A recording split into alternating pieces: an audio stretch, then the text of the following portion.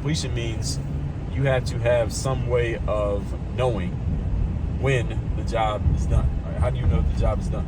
It's a challenge for many of us is that we start things as a means to an end, but because we never actually get clear and articulate on what the end is, we keep doing the thing as if the means were the ends, because we never clearly laid out what the end was. We never clearly laid out, okay, once I do this, this, and this, and I have this in place and these things in place, then the job is complete. So therefore I can stop.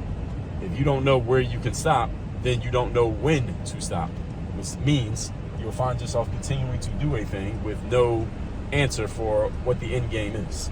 In the business world, some people talk about the enough. What is the enough for you? Business people talk about this, especially people who may be a little bit older and they're talking about retirement.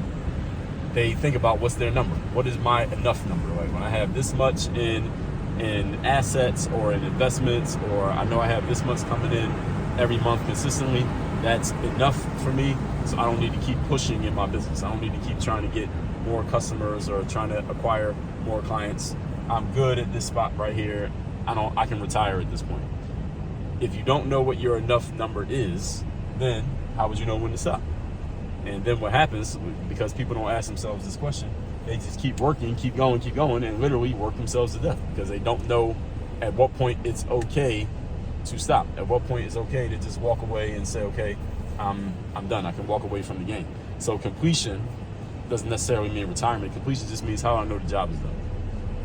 So in business, you can say the job is done when you've made 10 phone calls today, or when you have followed up on all these overdue leads that you were supposed to follow up on. You talked to all these people you were supposed to catch up with, or your email inbox is at 0 unopened, unread emails.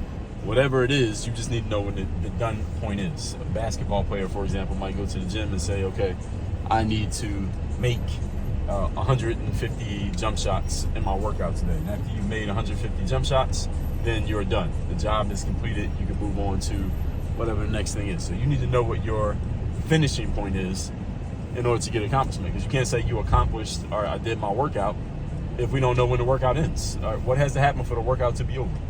If you don't know, well, then the workout can never be over because you haven't clearly delineated an endpoint.